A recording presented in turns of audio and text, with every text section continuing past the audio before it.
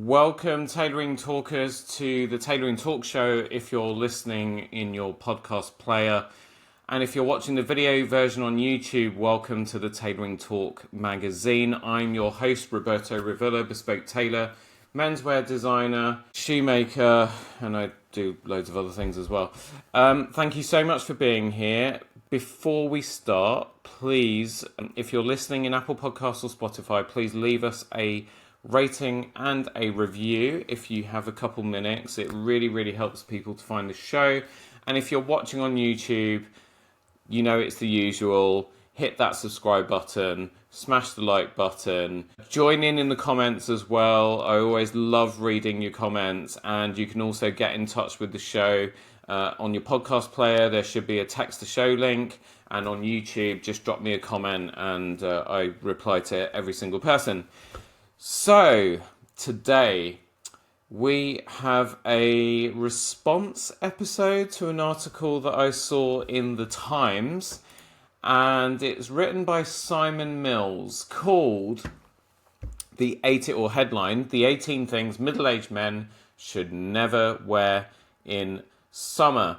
It's a subject that gets talked about a lot every single year. I mean, certainly if I'm fortunate enough to have the time to go on holiday, it's something that comes up in conversation because, I mean, even just sitting in an airport waiting to get on a flight, I see so many disasters. But there were some things that Simon mentioned that I really wanted to comment on. He starts the intro to his article off by talking about how once he was in the company of Hardy Amy's, a famous Savile Row-based tailor, and he was wearing a linen suit, pale blue shirt, Simon, not Hardy, and a knitted tie with Church's loafers, and he was wearing cufflinks that he was very proud of, and Hardy Amy's told him that cufflinks are aging. Firstly, I disagree with that. I don't think cufflinks are aging. I think they're a sign of class. We don't get to wear many accessories as guys in terms of jewellery and that sort of things. Things like watches and cufflinks and tie pins, you know, they just elevate an outfit. But to say that they're aging, I do not agree. I think they do have a place. So if I was wearing linen, I wouldn't be wearing a double cuff shirt. I'd probably be wearing a single cuff shirt. But certainly if I'm wearing a full proper sort of business-like suit, shirt, tie, or a dinner suit, then I would totally be wearing cufflinks. A lot of my clients have got big cufflink collections that they're not using. They've got beautiful cufflinks. A lot of cufflinks are presents and things, and they've got sentimental value. So use them. Don't worry about them making you look old, because I honestly do not think that that is true. So anyway, let's get into the 18 things that Simon thinks you shouldn't be doing if you're a middle-aged guy and it's the summer season. So he starts off at number 1 with trunks. He says, a glimpse at Johnson's Instagram feed, he's talking about Boris Johnson, will put you off garish print swimmers forever. Main thigh length is what he recommends. Think prime Bjorn Borg from All About Brown and Best. Actually kind of agree with that.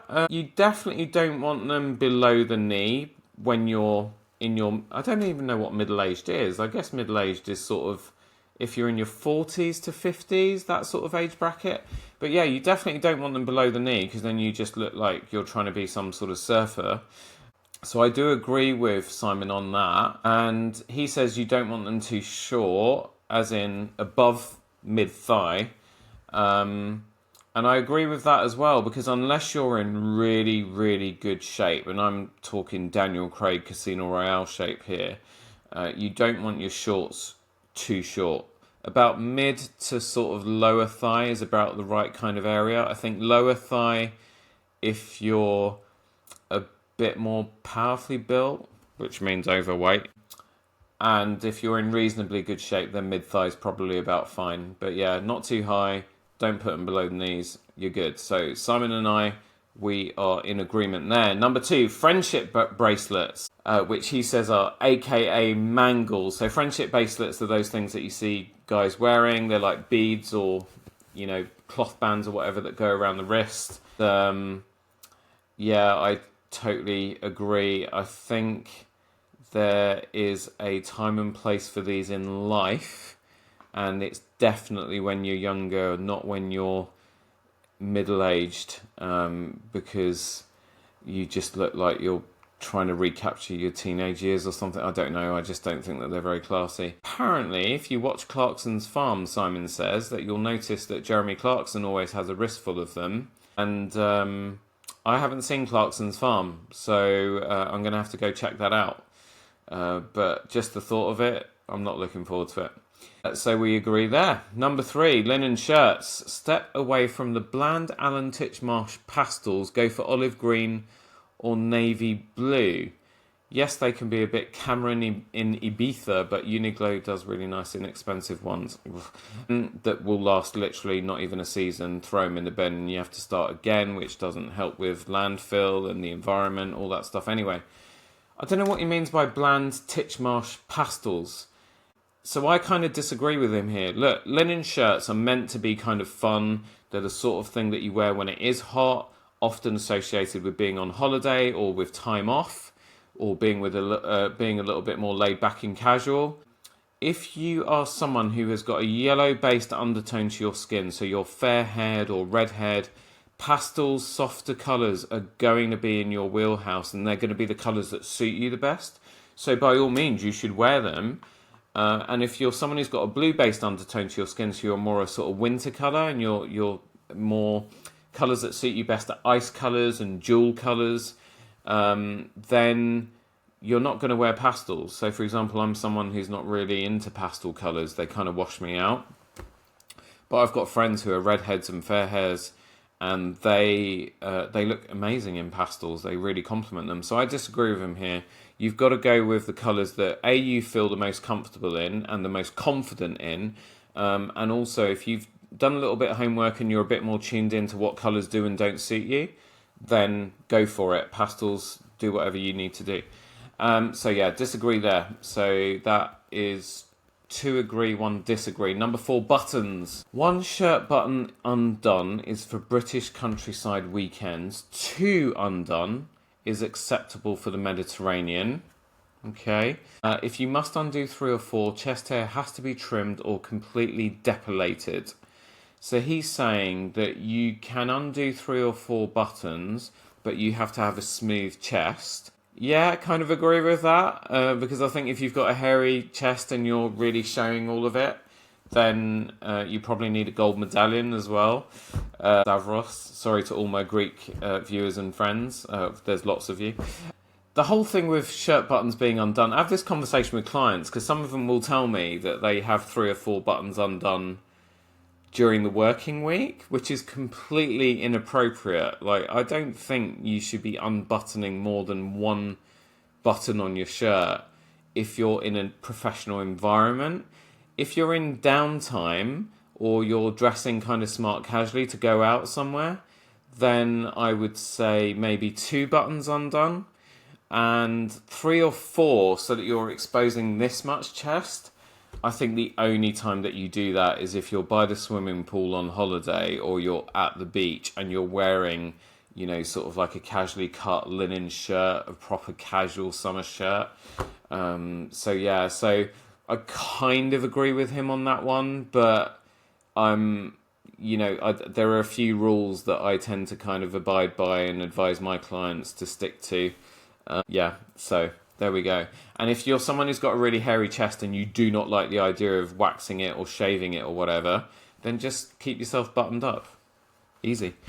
Number 5, cotton knitwear. Looks good in the store, fits nice on the first wear, and then here it goes flaccid, saggy, and baggy in all the wrong places. So I think what he's referring to are, you can get polo shirts and you can get lightweight sweaters that are knitted using cotton. Look, I think when it's hot and it's summer, you're either going to wear some sort of shirt made from linen or a linen cotton blend or some sort of cotton, or you're going to wear a t-shirt.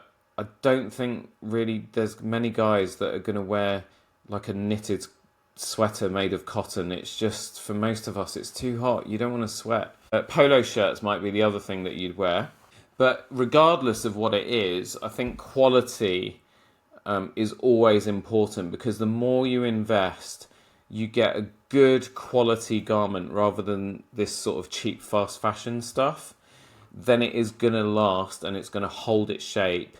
It's going to wash and launder well, and it's going to look good for a much longer period of time. So I think that's more a buying and investing sensibly point, rather than you can't wear knitted cotton. So I kind of disagree with him there. Sunglasses with a suit at number 6. Acceptable at summer funerals, but do you really want to look like an aging East End gangster or a retired Aussie cricketer?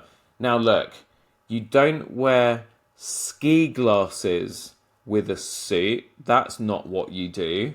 Or for my cycling viewers out there, you don't wear your cycling glasses with a suit, obviously. But if it's sunny and it's hot and it's bright, you don't want your eyes getting burned, like your retina's getting burned. Wear sunglasses. There's nothing wrong with it. They're not here to show you, but I've got a pair of Ray-Bans that have got a gradient lens, so they're darker at the top, and then they sort of grade out so that you can still see the person's eyes, but you get the shade blocking from the sun at the top of the lens. And I wear them with a suit like every single day. I mean, I use those glasses 7 days a week. Wear sunglasses with a suit. Don't listen to this guy. Seriously, what a load of bollocks. It's nonsense. If it's summer, it's hot, it's bright, it's sunny, wear sunglasses, guys. Don't worry about it. And so what if you look like an East End gangster? Nothing wrong with that whatsoever. Number 7, funny slogan or band t-shirts, as in rock band or whatever t-shirts. He says are for the bedroom only. No one in Devon or Tuscany cares that you survived Ayia Napa or you are with this idiot. Did you really see Led Zepp on their 1975 North American tour, etc.? He says t-shirts should be plain colours, white or navy blue, and with a crew neck, which is what you see me wearing right now. I kind of agree with him on this one. I think when you get to a certain age, it can look a little bit like mutton dressed as lamb if you're wearing t-shirts that have got tour dates and stuff on, especially if you're not in good shape, because if you've got a tummy and you've got all those tour dates sort of running down the front, what happens is that the letters kind of start to run out over the curve of your tummy, and it makes you look bigger. So I'm going to come at this from a different point of view. Most guys that are in their 40s and 50s have got dad bods and they want to look a bit more athletic, or as athletic as they can. And my advice, this is the bit that I agree with Simon, is that, stick to plain t-shirts with a slightly trimmer fit around the kind of armholes and the bicep area. Because that will make your shoulders look broader, it will make your biceps look a little bit bigger, and it then de-emphasizes the width that you might be carrying around the middle. And me personally, my t-shirt collection is literally plain whites, plain dark navies. I've got some greens and some pinks, but I've got dozens of just plain white and plain navy t-shirts in the sort of fit that I've described, and that is pretty much what I wear during summer in my downtime. So yeah, there we go. Band t-shirts, I own them. But yeah, they're definitely nighttime, they're sort of like a pajama substitute for me.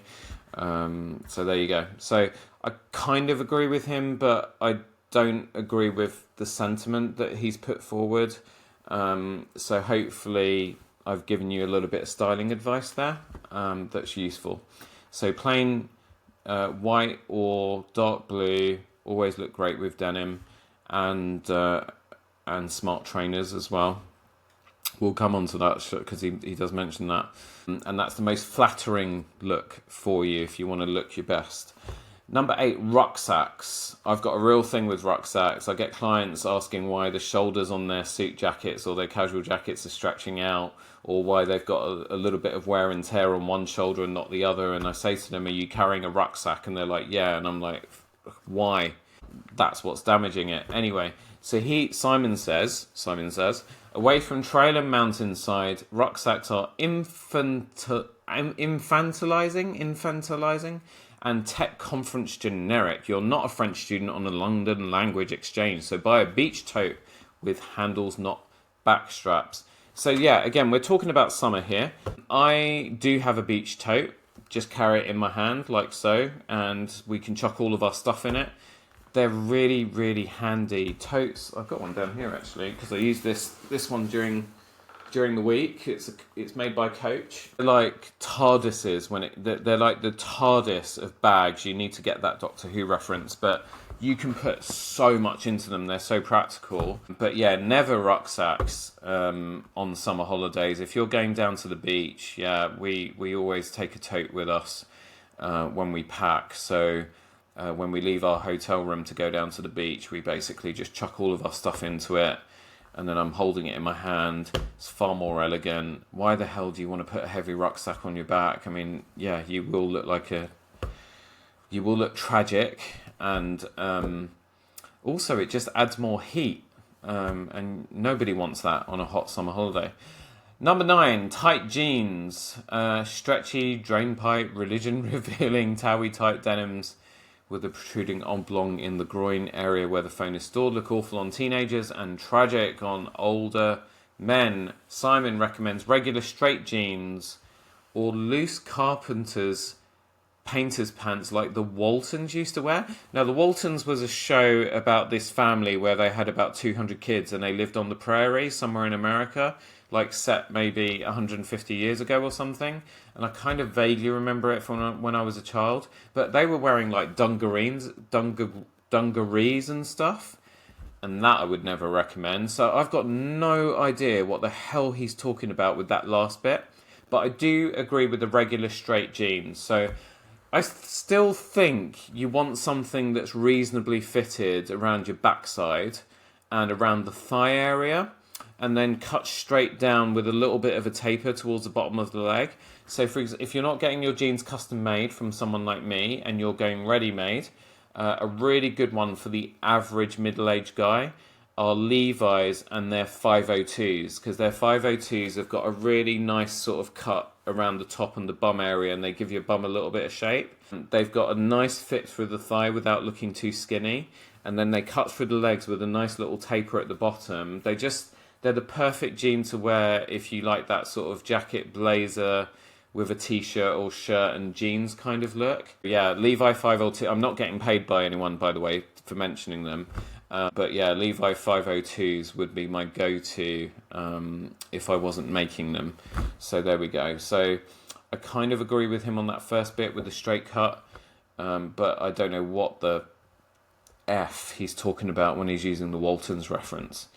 Number 10, Grail sneakers. I don't even know what a Grail sneaker is. Let's see what he says. Any sporting shoe with a name and number recognised by teenagers. Okay, so these will be like the fashionable trainers that teenagers are going after, and you know, when the Nike do drops and everybody's after them and so on. So yeah, I agree with that. You kind of want your trainers to be a bit more elegant, classy. Yeah, you just don't want stuff that I mean, most middle-aged guys these days will be of an age where they'll remember things like Reebok pumps and Air Jordans and things like that from the 80s and early 90s. And yeah, they're just the things that you shouldn't be wearing when you get to a certain age in life. So I do agree with Simon on that. Number 11, dress sneakers. So he mentions the Prime Minister. So he says when he finally retires to Los Angeles in a couple of weeks' time, no comment on the general election, you know that Sunak will become a full-time dress sneakers kind of guy. So his definition of dress sneakers is black or brown, white-soled formal training shoes worn with a suit and tie or skinny jeans is unforgivably naff. Now, if you're watching the YouTube version, I'll have examples of everything that I've talked about so far. So the type of trainer that I'm showing you on screen right now, I don't think there's any problem with white-soled trainers at all. The smarter trainer type with a leather top in a dark brown, dark navy, that sort of thing, I don't think there's anything wrong with them.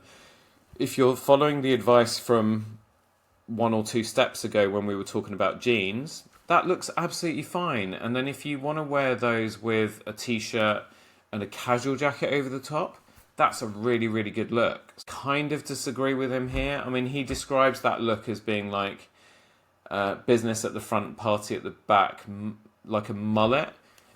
And I kind of agree with him. I think you need to get the quality, the style, the design of the trainer right, but there's nothing wrong with that look at all. I mean, come on, when you get to, it doesn't matter what age you are, you should be able to have a little bit of fun, right?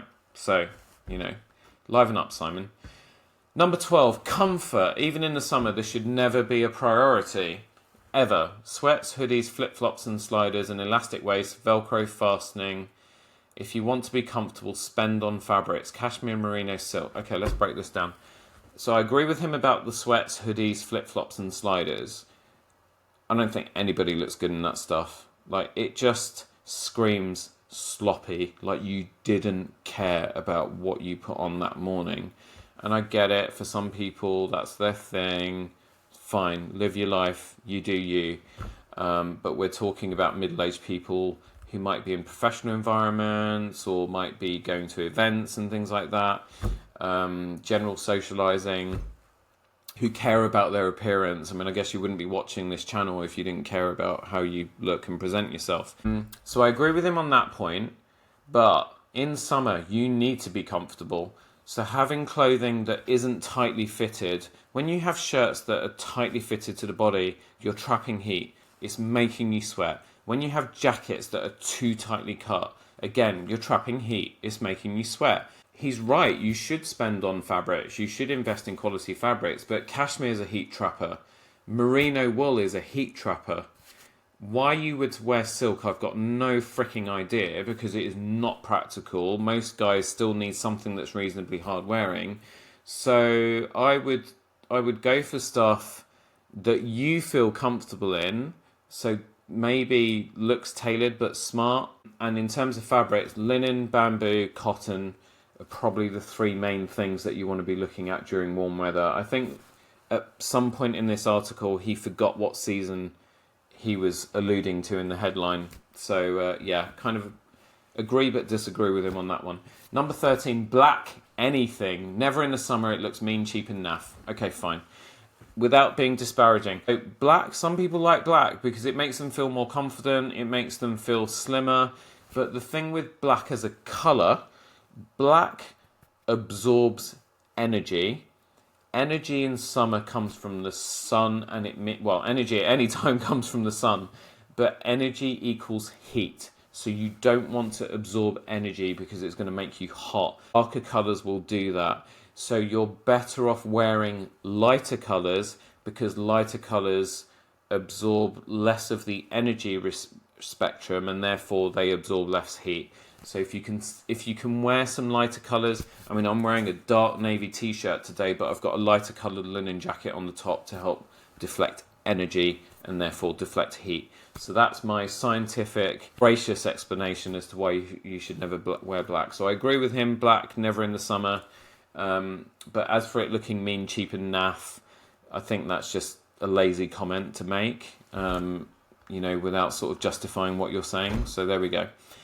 Number 14, bright block colours. Canary yellow, turquoise, purple, salmon, aubergine, damson, etc. Bright, strong colours worn by the older generation are thought to be part of a peacocking process that kicks in when a man stops getting noticed. I don't know the theory behind this, but I just personally think if you like bright, bold colours, go ahead. You've got one life to live. It's fun. The thing with wearing bright, bold colours is that certainly in the UK, a lot of people don't. People tend to dress quite dour a lot of the time over here. And when you wear bright, bold colours, you do get attention, but it makes people happy around you. People talk to you. People comment on what you're wearing and compliment you. So if you are doing it because you're peacocking, fine, whatever, that's your deal. But for other people, especially introverts, wearing something that's a little bit different can really help to break you out of your shell, because other people, it makes you like a magnet. So I don't really have a problem. If you like bright colours or you like colours that are different, go for it, Don't listen to Simon. Number 15, non-iron shirts. He says are the devil's work because they're full of nasty chemicals and environmentally friendly manufacturing methods. And he's right. A lot of non-iron shirts that you buy off the peg cheaper non-iron shirts, they're made using artificial fibers, or they've got some chemicals treatment to them. They don't feel good, and they will make you sweat like anything. By that same token, you shouldn't really wear sportswear in summer either, because artificial fibers are no good against the skin when you're trying to keep cool. You should always stick to natural fabrics, again, like cottons, linen, bamboo, best things to touch your skin. Where was I? So non-iron shirts. But there are non-iron shirts. If you're someone that hates ironing, or you're a business person that travels a lot, which a lot of middle-aged working men are, and you don't have time or you don't like ironing, there's nothing wrong with non-iron shirts, but you've got to be careful with what you buy. So for example, at Roberto Revilla London, when we tailor shirts, we've got ranges of 100% cotton shirts that are woven in a way that the weave is so tight that the fabric can't spring and bounce. So it makes them very resilient to wrinkling and very easy to launder and iron. Like literally, I iron a lot of my non-iron shirts in 30 seconds flat. And there is a shorts video on that if you look back through my YouTube channel far enough. So yeah, generally I agree with him on this point, but you just need to pick your fabrics carefully. Don't buy cheap if you're buying non-iron. Try to find non-iron shirts that are made from natural fabrics. And if you need some help with that, drop me a comment on YouTube or send me a DM if you're watching this. Oh, hang on. Hit the text link in your podcast player and you'll be able to text me at the show directly. He does finish that one with, "A man who is tired of ironing is tired of life." Now, I don't mind ironing, but bloody hell I'm busy. And I'd much rather be doing a lot of other things. So that's the only thing I'll say on that one. Number 16, plain knit socks. Away from the paddle courts, flat weave cotton socks look cheap and tragic. A man's summer socks should be pale wool and ribbed, and he says like a condom. I mean, that was not necessary. Okay, socks. Your feet have got more, the majority of the sweat glands in your body, or your feet have the highest proportion of sweat glands than anywhere else in your body. You sweat about half a mug into each shoe every single day. So what you wear on your feet is very important, not just in terms of shoes, but in terms of your socks as well. The last thing you want to wear, socks-wise, in summer is wool. Wool will make your feet roast. What you want is, so I wear merino wool socks from Pantherella during the winter, autumn and spring. When we get to summer, I wear Pantherella cotton, not wool. Wool's the worst thing you can do. You're going to sweat even more. When you think you sweat that much into each shoe every day, you're going to end up sweating that much and more into each foot. Disgusting, right? You want cotton socks. If you're wearing trainers and shorts, you can then get away with wearing, you know, those like trainer socks that make it look like you're not wearing socks, but your feet are actually covered. Again, Pantherella, other brands will do them as well, but Pantherella do some great 100% cotton ones. So that's what I would wear. Lightweight cotton socks, you're good. As for flat weave, look, a lot of cheap socks that you buy do look cheap and tragic, because at the end of the day, if you spend good money on socks, they look great and they last a very long time. I've still got Pantherella socks from 12 years ago. If you buy cheap socks like the ones that you get in Tesco's or you know, that you buy in, I don't know, Uniqlo and places like that, again, they're like good for 5 or 6 launderings and then end up in landfill. It's ridiculous. So, you know, buy less but buy quality, you'll be fine. So again, that's another point he's made where I think it's a bit lazy not to give more of an explanation, but anyway, there we go. So number 17, new hats. You can wear a baseball cap at any age, but make sure it's a bit battered, plain, or with a niche company / restaurant logo on the front. Roll the peak and remove the gold sticker. So I know on the New York Yankee hats, they have that gold sticker at the bottom. Your straw Panama should be similarly beaten up also. You can wear a baseball cap at any age, but make sure it's battered, plain, or with a niche company / restaurant logo. What the fuck is he talking about? Sorry. Why would you wear a baseball cap that's got a company or a restaurant logo on it? That, he's been talking about cheap, tragic, he previously in this article, and suddenly he wants you to wear a baseball cap that's got a company or a restaurant logo on it. What the hell? No. If you need to wear a baseball cap, wear one that's plain, that hasn't got a logo on it. Or, I mean, for me, I still think New York Yankee, those types of baseball caps, if they've got like a sports logo on, I think they look fine. I mean, baseball caps aren't really my thing. I went through a phase of wearing them about 5 years ago. And then I hit 40 and I was like, no, I can't do this anymore. So yeah, that confuses the fuck out of me. Your straw Panama hat should similarly be beaten up also. Look, if you're going to wear a Panama hat, I don't see the need to stomp up and down on it before you put it on. Panama hats tend to age on their own anyway. You don't need to give them any extra beating up. And I mean, when do you walk around wearing a Panama hat? I guess you use a Panama hat if you're at the cricket or you're at the beach and you want to protect your head, especially if you haven't got a full head of hair like me. To be honest, I don't tend to bother. I just slap loads of Factor 50 on my head. I'm number 17 new hat. I'm not sure what the frick he's talking about there. Sorry, guys. Let me know what you think about that as well. Baseball caps with a restaurant or company logo. If that made sense to you, please tell me and explain yourself. I want to know. I want to learn. Number 18, prominent logos. If in doubt, debadge. There's a sharp hook-bladed $1.99 gizmo you can buy called a seam ripper or a stitch ripper. Get one and remove all visible labels and logos from apparel. Unpick white safety stitches from new suits. Okay, so that last one, unpicking white safety stitches from new suits, is a thing. You often have safety stitches here and in the vents of the suit. You definitely should take those out. But why he's talking about that for an article that's about what middle-aged men should and shouldn't be wearing in summer, I'm not sure, because most people aren't really going to be wearing suits. And if you're wearing a suit, it's probably going to be a linen suit. But then, yeah, if you're wearing a linen suit, make sure that, and it's off the peg, make sure that you take all the safety stitches out. Please don't walk around with those in. On the other thing with logos, and I don't know why he's talking about you guys buying a stitch ripper and taking labels out of your clothes. My approach to prominent logos would be, if you're buying polo shirts, avoid those Ralph Lauren ones with the massive prancing horses that take up that much of the chest area. Avoid t-shirts and things like that that have got massive logos across, because I think massive logos all over the place screams trying too hard, overcompensating and so on. It's far more classy to go with brands that have got very minimal logos on their clothing to no logos, because when you look at very successful, classy people, and if you're not, don't consider yourself to be in that bracket, but you aspire to be, or you want to look like you are, that's how they dress. Like, my highest end clients do not like logos on anything, because they just want to look like they're dressed well.